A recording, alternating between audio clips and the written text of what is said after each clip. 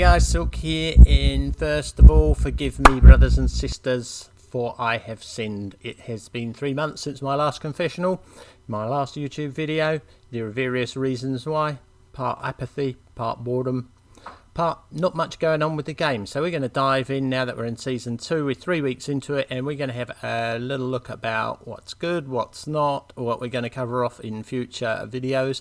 This is primarily aimed as a mix of feedback and just sort of feeding back player reactions to the development team, and for anyone else who wants to come in and have a quick look and see if they've got any thoughts about this, please do hit me up in game if you've got things you want to get through to the development team. I'm told they actually watch these. And just to clear up one small matter for a few of my friends over in Ogrex faction, I am not Amar. You can see this. Amar has hair. He's about 15 years younger than me, I would imagine, possibly a little more. So I'll take that as a compliment. And without further ado, let's get into it.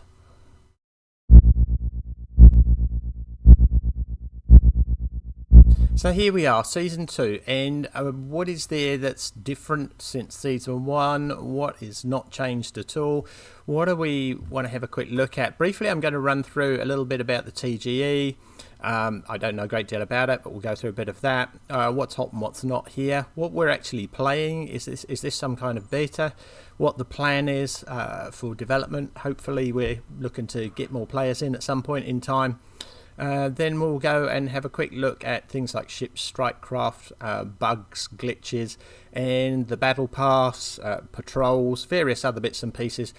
Some of it will take a few minutes to just go over. Other things I'm going to strike off for a later date. We're going to do a video all about strikecraft, one about capital ships and another about officers, and that's simply because they're three fundamental elements of the game and they all really do need a bit of loving. We need a lot of feedback from players. I know a lot of guys have actually put things into the official team, so good on you, thanks, that helps a lot. But what else do we need to have a look at? Try and get some of this in the same place, since we know that what we're looking at. So my understanding is that with the TGE, or the token generation event, for those not familiar with Web3, was that it didn't go too well. It left the team itself fairly, I would imagine, disillusioned. There were some issues with launching their token. It left a lot of people who came from the Web3 community very unhappy and upset. They were probably hoping to make a decent amount of money from the amounts of money that they poured into the game. And looking shortly at some of the amounts of money we're not talking about small sums here.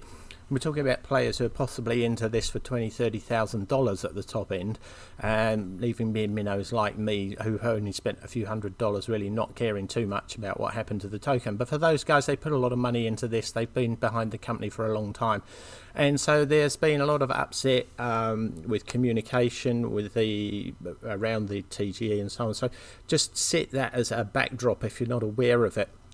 The team do appear to be working hard, I think, in the background to sort things out, and that's left us playing this Season 2 as effectively almost a beta or a soft launch, if you like. And there are plans to release a Season 3, I think probably in about 3 or 4 weeks. Hopefully they've been working really hard on some of the things we're going to bring up here.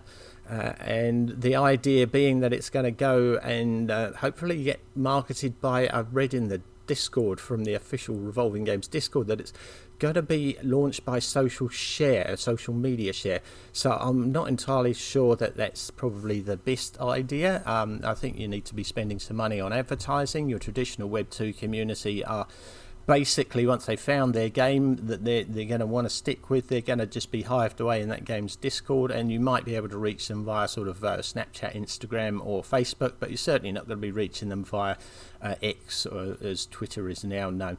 That's really not going to be their bag. So we see a lot of things coming through in the official game Discord that have been put out on X. Well, you know, if that's your only means of communicating, your game is dead in the water now, so you probably need to get that sorted pretty damn quick. Now here we are in season 2, and what have we got? If we just want to quickly bump into the leaderboard here and have a look through here, and we've got our top players via influence and via war ranking. I've got my own thoughts on this influence thing here. This really does drive some perverse behaviour. there's almost, it's like who can farm the most. This is the influence one here. Who can get the most tiles? And you can see here that, you know, there's people getting upset. Actually, I'm in Arcos here. I'm down at 31. I'm quite happy there. I've got enough resource now probably to field my armies. But there's people competing for tiles and things, and really having this influence leaderboard. We saw it in season 1. It was driving some really perverse behaviour with people not even taking part in a team. It's a team game. I personally don't think there's any use for this whatsoever. War ranking, yes, I can see that. Top factions, yes. Top guilds, yes. I can see the point of having it within your guild and underneath your member list. That's useful to see who needs a hand or not. But actually ranking them in terms of the server, honestly, I think that's driving the wrong type of behaviour of what is essentially a team game. So that's just one quick thought on that one. So where were we? Yeah, we were looking at the fact this is probably a soft launch, how many people we've actually got playing the game at the moment. So we'll go back into this leaderboard. And in terms of influence, I just want to spin right down here. We've got, you know, some decent amounts of farming being done, but if I'm sitting here at 31 on 40,000 and not really been playing as much as I could have, frankly, I'm probably only putting in 4 or 5 hours a day and maximum spread out across the day. And we're getting down to people in sort of, you know, these people are not active, honestly, not that active at all. So in terms of that influence, just going out and farming and so on, you've got maybe 200 players active here. If we actually then go to the war ranking, and there are places to take place in PvP, as we can see from Lion from the Zorro Guild on with 2 million, and this guy has a phenomenal setup, I have to say. Lion and Crypto, Zorro, Semitu, Hogear, these guys are actually funding the game. Crossera there. There's some big money going in. We've got, from our Arcos, we've got about 1 or 2 people who are sort of close up there in terms of this, but they've certainly not got the spins that have been going in. And if we just run down this, we'll see that here I'm down in 34 with 194 merit points for war ranking. We'll just go down to where this hits probably around 4 or 5,000. We've got probably, 100 odd players that are actively engaged in PvP. Now, that's a result of all the things that went on with this token generation event, people getting fed up and leaving. It's also a standard drop-off rate between Season 1 and Season 2. Once people have done their Season 1, they're sort of asking the questions, do I really be wanting to spend 6 to 8 hours of my life in a video game every day? For some of us, yep, that's fine, that's good. If you spend a lot of money, you probably only have to spend 2 or 3 hours in it a day for the same thing. And so you're looking at losing probably about, by the end of Season 1 going into Season 2, if you're retaining 10% of your players, that's a good hit rate. I don't think we're getting that here in this Season 2. Things did change with the development team around what the intention for the game was. I remember talking to one of the guys in the Nova team originally was saying that, yeah, we're looking to just grow the game organically in Web 3 to start with, and then move it out into the Web 2 sphere, the traditional Geostrat tile war gamers. That's obviously not really gone as well as hoped, especially with the sort of the underperformance at TGE. And so a lot of the Web3 people have, you know, said, right, we're done, we've had enough. We might come back once the game is fully functional. We'll see if the token picks up. Yeah, for sure, we might come back. We might just sell our tokens off and so on. So it all depends on how many other games that the Revolving games are going to produce and what the worth and use of that token is. As far as the Web2 gaming community are concerned, they probably don't really care what other games are available. They don't really care too much about the token, and they just want a really decent, well-functioning game. Unfortunately, we are still on the pathway towards that, and we'll cover off some of those things very shortly. So what's good and what's not? Let's go into having a look at this. The first thing I noticed when I came into this Season 2 was that I'd suddenly got all of the rare blue ships. I think they're rares and not epics or legendaries. Yeah, blue ships. I'd suddenly got all of them. I previously only had, I think, 5 or 6, so that was a nice surprise. Excuse me. I'm unsure whether or not The guys who started in new season ones or were actually in the season ones got the same thing as the game updated. If they did, I think that's great. You need more ships at the beginning of this game to be able to do anything. So I was quite pleased with that. That falls into the what was good category. I'm trying desperately to find other new things that were good. We've got 2 new ships. Is that a good thing or not? Yes, it is. More ships, more fun. It means more revenue. It means people are going to dump money into it. They did seem a little overpowered initially, but as it transpires, they're reasonably well balanced, and you can take some of those out fairly easily with a good counter.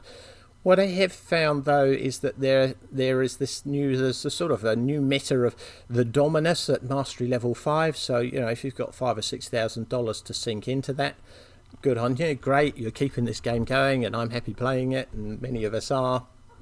But that sort of indicated to me that there's been this sort of issue that now there'll be all these calls, and there have been some in game. Oh, you've got a nerf Dominus, it's overpowered. Fortunately, that's sort of faded off a little bit now that people have found 1 or 2 counters for that. But it just reminds me of this whole thing where we had that, we need to nerf Moonveil, then we need to nerf Corruptor, and so on. And I'm kind of worried that we're going to get into this kind of spiral that goes downwards. So if we nerf Dominus, then that'll drop down. So there'll be a new, probably best ship in the bunch, and then we'll nerf that down. And eventually everything will be equal at a really low level, and there'll be no difference between any of the ships. So I don't think that's a good way to go forwards. I'm going to make a full set of videos, as I mentioned in the introduction, about capital ships, strike craft, officers, what needs to happen to keep your player base engaged. We're really moving here onto some other things that we noticed very early on that are not so great. The map itself has not changed. The resource tiles seem to be in a fixed static point, and that's not going to fly with a Web 2 gaming community. We would expect to see those randomly distributed each time a new season starts. There's nothing worse than knowing that there's a set of resources, I don't know, hived away in the corner of Satira or somewhere like that, or one other region, and knowing that someone else is going to get there first, or seeing where you land and going, oh no, oh crap, but this is the last place I want to be. I know that the resource is no good here. It's really not a happy place. So please introduce a random distribution of tiles at the beginning of each season server starting. And you make that different for each implementation of the seasons. Server 3 might be different to server 4, and so on. Let's work that up a bit. There's also, for me personally, some confusion around the use of seasons. We talk about season 1, season 2, season 3. We are in our 2nd season, but generally that is spoken about, certainly in the previous games I've played, and I've been doing this for 10 plus years. The season itself would indicate that there is something different between that and the previous season. Usually there would be additional functionalities and so on. And so going forwards, I would love it if someone like Tasks or someone could contact me and explain to me exactly what you mean when you're using the word seasons, because I can't get that information out of the guys in the Discord because they're not fully familiar with this type of game. And I worry that when we get to the new season 3 with all the new bells and whistles that we've been promised, we don't know what they are yet. I don't know what they are yet. If I do find out, I'll give you some teasers, but probably not tell you the whole thing. What I really want to know is the season 3, is that going to become the new season 1 for new players entering the game, and therefore are we all playing the same thing? Or are we testing a season 3 with new functions on it? How will those new players coming into the game be brought in? Will they come into servers with us? What are we going to be doing here as a server when we go into season 3 and there's no one else to play against yet, because we've already got all the other previous seasons guys just come into us? We've just had seasons 11 to 14, the servers 11 to 14 from season 1 join us here. They're at a significant disadvantage because we're all sort of 2 weeks ahead of them. And it would be useful, and it's been mentioned, I think, again in the Discord, that if they could be given some sort of bump up in experience levels somehow, that would be handy. And I remain confused as to how this is all going to work going forwards. And so something clear, clear kind of roadmap from somebody who actually knows these games and how they function and the logical structure behind them, sent through to me to share with everyone, that would be great. Not everybody uses Discord. Some of the guys, especially the guys in Turkey, are using Telegram. They can't get Discord there. And I'm going to talk a little bit about those communications and things later on, right at the end of this video. So what else have we got? We've got all the usual bugs and things. I'm just going to pull a few of those out in a sec. So what we have here is we're going to have a quick look at our winner, and the only reason I'm looking at this is because we've got these lovely harpies on here. Now, we've had all sorts of problems with Strikecraft being bugged and capital ships being bugged, and at some point hopefully we might put together a sort of a comprehensive list of these things, but honestly that's beyond my pay grade. I'm not spending hours and hours and hours of that for little to no reward. Frankly, that's the development team's job. I would hope you've got some kind of combat simulator in there, or that you guys actually play the game and can sort of sit down and understand the reports and what's going on in them. But we've got new bugs being introduced this season. This has not happened in Season 1, and we're going to have a quick look at what is going on with the Harpies. And we're actually just going to start here in the pre-combat stages. So Widow's firing off a few things. You'll see here, Shulker's activated by Corruptor. Corruptor is granted a stun chance, and damage received increased 18%. Now this here, I think the stun chance is maybe what's affecting what we're going to see a bit later on. I don't know.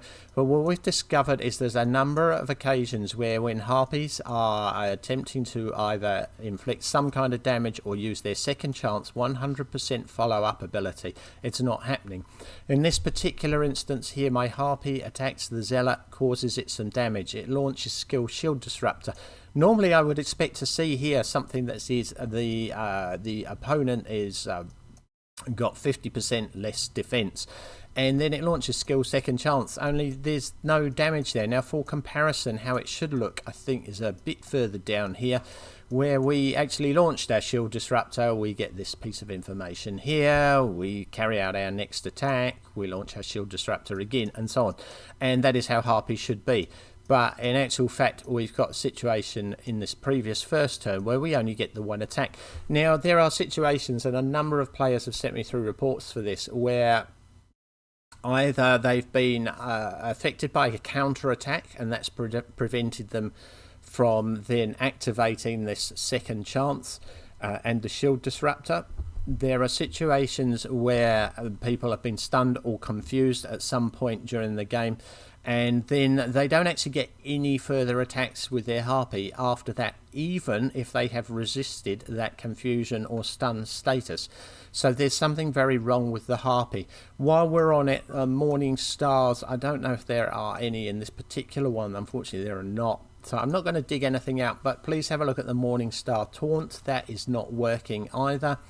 It's supposed to take standard attacks on behalf of any of the other Strikecraft that are there.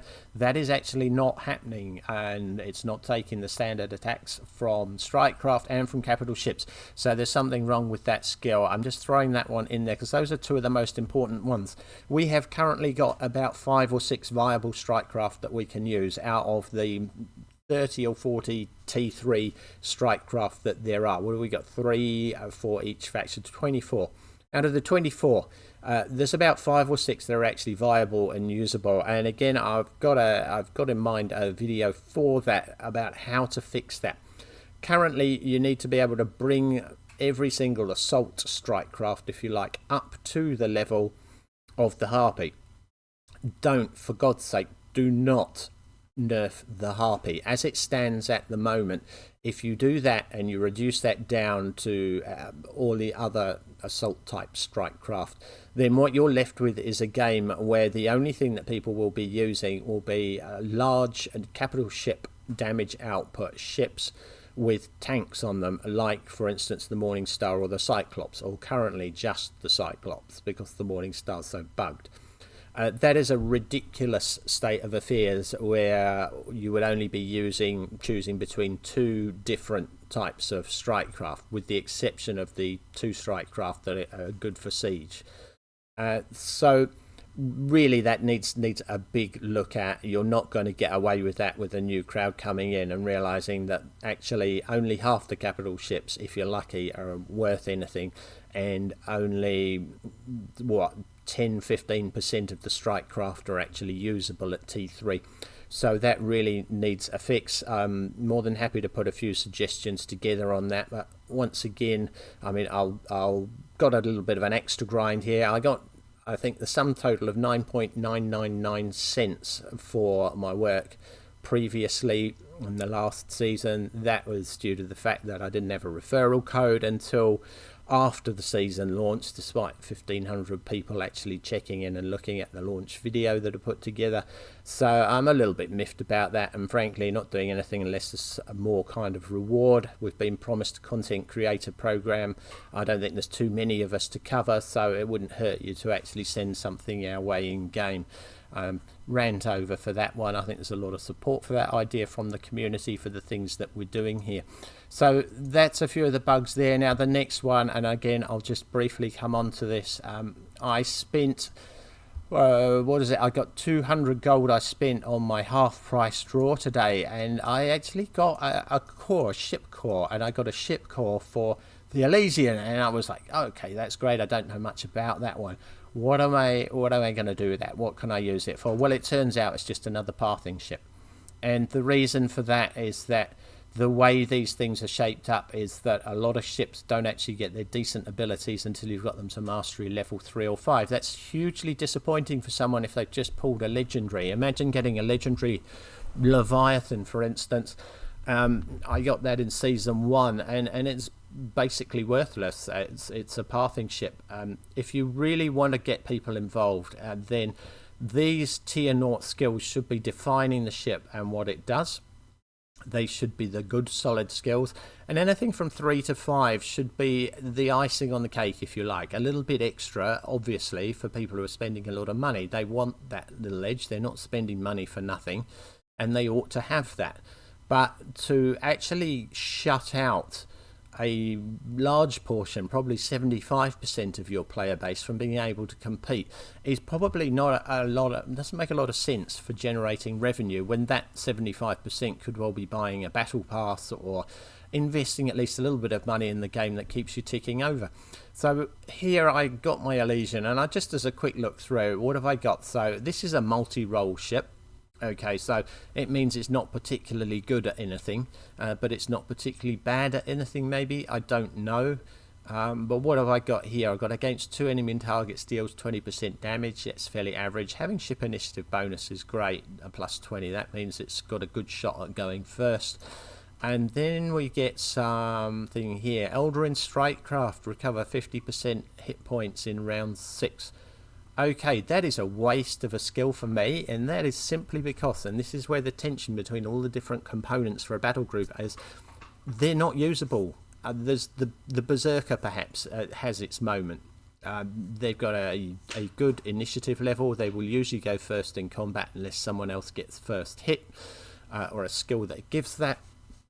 But the actual damage output is not fantastic. You would probably put Harpies up against that, and with their 2 hits and with a 50% defense reduction on the opponent, even if you lost 20% of your Harpies or 30% of your Harpies in the first round to a set of Eldraine Strikecraft, you're going to wipe them out in the second or third one. So that is a useless skill at the moment. You don't need to actually change this skill itself. You could consider improving the Strikecraft. I'd like you to think a little bit more outside the box. Here we go, the next one. Against 1 enemy target deals 50% standard damage, prioritizing long-range Strikecraft. So yeah, that might have its use. There could be a niche for that. So you would actually be going 500% damage on rounds 3, 6 and 9, and you would be able to prioritize things like the Harpy, for instance, which is a long-range Strikecraft. There aren't many long-range. I think there's only about 8 of them. So it's situational. What else do we have here? Elder in favour. All added Strikecraft damage plus 2%. Each round effect reduced by 1/3 each time, or by 1/4 once it's at max level. So that's giving us, what, 30% damage output for our strike craft in the first round. It's not too bad. There's other ships that are giving 60%. I think there's one that even gives sort of 100 to 150% in the first round. But this one lasts a little bit longer. Given that most of the battles are really decided in the first 3 turns, that's a reasonable bonus to have. But what do we follow it up with? One allied strike craft recovers 36% hit points, so 360, but that's not till rounds 4 and 8. That's worthless to me. I need that healing up in round 1 or 2 to even be surviving until round 4. And remove 1 random debuff. That is gold. And we do that, I assume that happens every turn. No, triggers on rounds 3, 6 and 9. So by that stage you're relying on having the initiative there before a capital ship that might cause confusion to you. That's not going to happen. Capital ships generally have the initiative, and so well, I suppose if you get that, remove the random debuff afterwards, no, that's actually quite helpful. And then you could recover some hit points. And here's the thing, you've already got your actual damage skills going off first, so I'm not entirely sure that that's a particularly good setup. So I'm relegated at the moment to thinking of this as very much a pathing ship. Now if I was in here and I actually had a look at these, what other skills do we have available? Randomly apply a debuff. Yeah, I mean, like, move that's quite well defining. Ordering strike off, damage dealt, damage received. It's not the greatest ship in the world anyway, but I would shift some of those skills around and put them up front. And the same can be said for a large majority of the capital ships. We'll go through a few in detail, why they're so useless and what you might do to sort some of them out, but it's only going to be ideas from this end. I'm not redesigning the game for anyone. So that's a little issue that we've got with the capital ships not matching up with the strike craft. That could be solved by improving the strike craft. Now, moving on, in the spirit of actually saying, yep, something's done right, reasonably, I want to have a quick look at the battle pass here. Whereas previously we were looking at endless amounts of resources in this area, and that's been changed, and we now have some speed ups in here. I think it's all been done kind of a bit randomly about what can we throw in. There are still some issues in here, but thank you for actually having a look. I know time is limited. It's probably not top of the agenda. Is it still worth the amount that you spend on it? Maybe all these things add up to something of value. Compared to other games or comparable games in this genre, no, it's worth about probably half of what you might get somewhere else. It's chock-a-block of honestly shitty blue officers. We do have a few purple ones in there here and there. There's this strange part where I sort of noticed, and I think it was more recently, where you kind of go for, what's this period here? It was before, I think, 29 back to about 20. And if you've bought the battle pass, which I did, you've got this Loki tech schematic, and then Denon's a blue officer. We've got no requisition orders, no schematics. I think Axel's another blue officer, and then we go up to Ariastra's another blue officer, and finally we get something good. 9 levels later we get another tech schematic. We've still got these tech schematics sort of set out, I believe, with all the sovereign ones first and then the dominion ones. That's going to upset a few people. I'd still like to see these tech schematics as being, certainly in the paid battle pass, as being a generic one that you could be using for either any ship, or perhaps a compromise would be you could get a few dominion ones and a few sovereign ones, and then a player can just apportion them off to a ship that they see fit, and give the player a bit of choice in that, and give them the ability to compete with the big boys. At the moment, the big boys couldn't care less about the battle pass. They're dumping in hundreds, thousands, tens of thousands, in some cases dollars. They're just buying the gold and they're getting the requisition orders going. If you want your battle pass players to stay, I would suggest certainly changing those to a sort of more universal schematic rather than ship specific, even if it's just faction or sovereign stroke dominion specific. I prefer the latter. That would probably be a good move. Requisition orders are probably a bit short on the ground. It'd be nice to get 1 or 2 of those a week, and we're really not getting that. There are still some kind of inaccuracies. This mine resource for 100 minutes and war games for 100 minutes. It's worth 30 points this week in the battle pass. The previous week when we had these, it was worth 60 to go up. I'm not sure what's going on there. We've still got this kind of gold along the bottom that indicates everything here might be gold, and it's really not. You know, you've got blue officers and all sorts of tut in here. So I don't like the colour scheming. Choose something that's not close to that legendary colour. It's a bit misleading. But overall, that's definitely an improvement on last time, but I still think there's quite a way to go. Again, quite happy to just come in and give some suggestions on that one and actually rewrite it for you. Hit me up. Do have another thing while we're on here, which takes us to defeat 10 enemy patrols. Let's just kind of go for that and look for the level patrols. And you know, this is everybody's worst nightmare. Okay, these are really bad. Okay, in any other game like this, you will have your enemy patrols basically not all respawning together, probably at 15-minute intervals. You would have a sort of an intelligent version of them, that if a player has cleared all of the mobs within a 50-tile radius of their center or whatever, or if they've actually been sitting there for 2 or 3 days, then they get dumped out and replaced. Not just this sort of 1 hour turn round and then some more. You know, if somebody really wants to go out and hit mobs and hit mobs and hit mobs, they should be allowed to do that. Once you've cleared sort of the maybe 7 or 8 that are in range of your base or in range of wherever you're going from, then spawn some more in. It's not hard coding to do.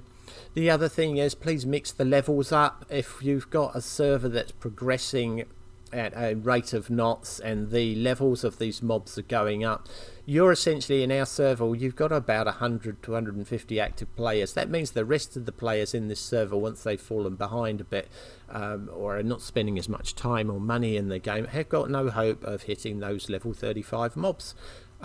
So you know, please apply some intelligence and some logic to it and come up with something better. Another thing around the patrols that would be helpful is not having to have an adjacent tile to actually hit the mob, and then you might actually have people going out and hitting them more often. Right now they are a complete and utter waste of stamina on a ship. We hit mobs because we have to for a battle pass, and that would be about the only time, unless you needed perhaps a little bit of meager extra resource that they give us, like maybe 5,000 of a resource to get somewhere else. Well, you know, we don't need that when we're running at sort of 60,000 plus an hour. You know, I can get that in a few minutes. I'll go away and make a cup of tea and come back, and it's less frustrating and far more satisfying. So yeah, patrols, certainly they need quite an overhaul, if you like. Another one I want to look at is recall times, reinforcement times, and so on. I actually had until recently a little outpost down here, simply because having an outpost next to your main base station means that you can bring your ships back to the base without spending money in half the time it takes to recall them or summon them. And that is simply because if you deploy an army, it goes at speed X. If you recall an army, it goes at speed 2x. In other words, it's half as quick to send it back to a station near your base and then bring it back to your base. That is an absurd state of affairs. The recall facility should be happening at least the same speed as a deploy, if not less. Reinforcement times are around about the same as deployment times, maybe a little less. I would shorten them by 60%. If you want people fighting in PvP, and that's pretty much the whole idea of the game, reinforcement time should be the fastest move in the game. If people want to rearrange their strike craft in the field to basically battle it out and have a different setup, or they want to test things, that now takes the same time, I think, as a deployment. It may even be longer than a deployment time to swap round in the field. It's a bit of a nonsense. Make it the same time as reinforcement. So have a little look at that if you want the game to flow better, if you want people to remain involved and actually take part. Definitely have a quick look through those marching speeds. So all of that kind of leads us to really a situation of where are we at now? What are we actually doing with this game? We're playing essentially a soft launch or open beta. You're planning, the development team I've heard are planning on releasing a season 3 with all sorts of bells and whistles on. That's great. I don't know how many people are going to be playing it, and if you don't advertise it properly, you won't get the uptake. And I'm just going to very shortly take you to a couple of other game discords of similar games where they've sort of taken this approach of softly, and the game never really got off the ground past, a few servers. And you really need adoption en masse. If you think about this and you're running essentially after season 3, you've got a season X that everyone else gets thrown into that's come from season 3. You need 4 instances of season 3 to make that work. You need probably to have about, to make it viable and interesting, maybe 1,000 players on the server that are active. That's a really good server. So if you want 1,000 in server X, then you need to feed into that 4 instances of season 3. So that's 4,000. That's 4,000 players required. Something. Well, actually, no. It's probably just divide by 2. You need at least 250 from each of those to come through. In order to get 250 in each of them from a season 2, you need about 3 or 4 or 5 servers, and you can trace back that way. The only issue with that is that in order to make server 2 interesting enough, you need to have 1,000 players in that from server 1. Server 1s have a retention rate of about 10% across to season 2, and so you're looking at requiring initial startup of probably 32 servers, each filling with maybe 500 or 600 players to actually get to a stage of a decent season X as you sort of work your way up into that season X or season 4, if you like. So that means you need to have an adoption rate, an adoption of probably 32 to 50,000 players to actually make the game viable, and you need them all within the space of, given that servers are 40 to 60 days long, so you need them all landing within the space of about 3 weeks. So you need to launch that number of servers in your first week to actually make the game successful.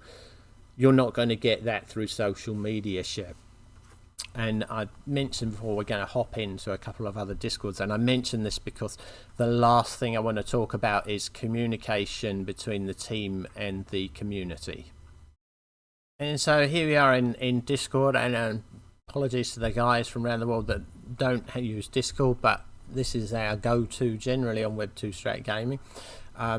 Just a quick public service announcement. If you get something like this from this chap Benny, we all know Benny from the Revolving Games Discord, this is not Benny. No mutual friends, no mutual servers. So that is definitely not Benny, and we are just gonna go, and we really do need to go in here, and we need to ignore that. So that is not helpful. The first thing I want to look at, well, the next thing I want to look at is let's look at some of the competition. A lot of the guys here who are playing have come from the Lord of the Rings Rise to War Discord server, and if we go in here, this is a shadow of its former self. This Discord server, entirely devoted to one game, used to have anything upwards of 1,000 messages a day in here, and it's a bit sad where it's gone, but it's it's not particularly surprising it's gone that way. So what do we got here? We've just looking at this, I just want to bring it up because we have these things here, and we have things like Tavern News, which is everything that's happening. We have Game News that's in here. We have we have daily cheer. I have no idea what the hell this is. Champions Hall, we used to have council chamber, and there's all these sorts of things here. There's a room for, this is something I used to belong to. I think probably still in here as a lawmaster somewhere. Yeah, there we go. SilkWing. The tap room, this is general chit chat again, but this is simply people just coming in and moaning a bit. It's dead in the water in terms of a community. They killed that off about a year and a half ago. You've got an area for recruiting people into guilds. You've got various other events and things that go on, and in here we will see somewhere we had the game news and tavern news. The tavern news is really, this is where they sort of tell people about things that are upcoming. This is a sort of, used to be humming and dinging. I'm going to quickly move on to this Eve Galaxy Conquest, because what I want to show you here is this is a good community. It's the game itself was launched probably around about October. It's quite similar to War of Nova, but unfortunately they kind of got things a bit wrong in terms of just how much you have to pay to win in that particular game. And the suggestions I made earlier about sort of the capital ships and the strike craft and so on, really it's about building a community so the game itself doesn't actually just die out. And in the space of their 6 or 9 months, they've actually had all these servers. They've had how many servers are they up to now? 94 Season 1 servers. They then fed into the Season 2 and the Season 3, and they haven't even got enough in here to go into the next season. And I've sort of read through a few of these, to be honest, and some of these are completely and utterly dead, and they're having to merge some of the Season 3s together. But the real reason for coming in here is that it's particularly well set up. They, as like most games like this, they have server maintenance once a week at the same time every week. That's really helpful to a player. They know when it's coming. In advance, you get things like development team announcements, and they'll basically tell you what things are coming up. The Celestial Milestone event fix mentioned last week's been deployed. Cheap ones, we later that they've introduced this event. We've got these things here, game fix notices that are coming up, and they tell you when they're going to happen. We've got server updates just to let people know when they're merging, what they're merging into, and that's known in advance. We've got a dev blog. They tell us in advance of the things that they're actually looking at.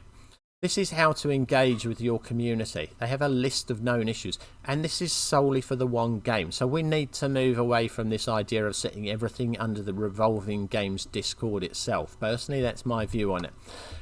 The Revolving Games Discord, even in the War of Nova section, can descend into Web3 crypto babble, and that's a big turn off for the Web2 players. I've got no interest in it whatsoever. We have down here communication, general chit chats, new player questions, troubleshooting, ships and commanders, where the community can actually help one another out. Now, we did actually have this set up at one stage. There is this War of Nova itself Discord. You'll see in here that we've got Dragoon, Benny and various other people, me as a content creator in there. But it's no longer being run. I mean, let's resurrect that please, and get the players in there. Let's get that humming again. And let's have some events where you're going to give away some goodies to people who take part in a community event that's in the Discord rather than the game. Let's get some events going in the game itself. That would be really nice to have one of those every couple of weeks where you can actually win something or do something that advances you somewhat. For sure, the big spenders couldn't care less about them unless they're interesting. They don't need to. But if you want to engage your lower spend players and your free-to-play players, you need to have those events in there. You need to help them at least have the illusion that they're moving forwards and building up their battle groups. So basically that's that. I was just referred earlier to one particular game. This is Epic Age here, and you'll see a few of the old guys from Lord of the Rings Rise to War playing this now even, but that kind of died a death. Unfortunately, it launched at the same time as Lord of the Rings Rise to War, and they had probably a marketing budget in excess of probably 1,000 times more than Epic Age did. Came from sort of indie game developer. I think I did play it right at the beginning, just while I was waiting for Rise to War to launch, and then just played Rise to War. This is a reasonably free to play in some instances. People are saying that. I'm not entirely sure that's true. I did go in there, and because it's such a small community, by the time anyone else gets into the sort of fully merged servers of Season 4 and so on, they're just getting hammered. So, as someone's written here, actually, just you will come to play the whales from the early game. So, yeah, you just as someone said, became the scene of a massacre. Lol, Dev. They started off quite well. They have squads and chills chats. They had monthly events going here. They did everything right. Unfortunately, they just didn't launch it with the same sort of success that Rise to War did. Now, therein lies a slight issue for War of Nova, because for War of Nova, you're actually going to be eventually, within, I guess, a year or two's time, you're going to be basically competing with Henry Cavill and Amazon Studios with the Warhammer 40k crew comes out and puts out their TV series. You can bet your bottom dollar there's going to be a game with a Warhammer 40k theme to it, very similar to this, and your game's going to die.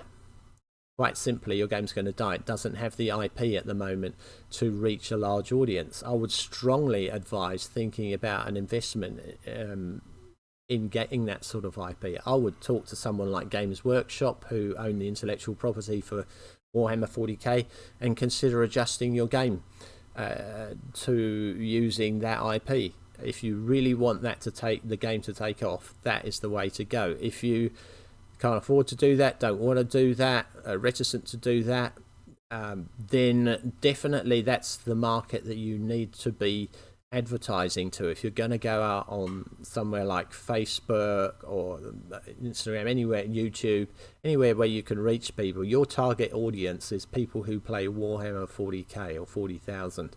This game is up their alley. They're tabletop wargamers. They could take to a decent mobile strategy and tactics game reasonably well. There's about sort of 500 to 800,000 of them playing around the world, and that is growing, as a result of Henry Cavill coming in and making a Warhammer 40k TV series with Amazon. That's due to launch end of 2026, beginning of 2027. Your lifetime is limited if you don't start looking at things like that and bringing those players on. So that's my final word of advice today. I'm always here and happy to talk to anyone that wants to contact me. You can hit me up in any of the Discord servers. Though certainly if the dev team want to get hold of me, then Dragoon and Tasks know how to do that. And I'm here to try and help. I'm here to make helpful suggestions. Sometimes it might seem a bit harsh, but I want your game to succeed. Really enjoy playing it still to this day. Keep up the good work. Thank you.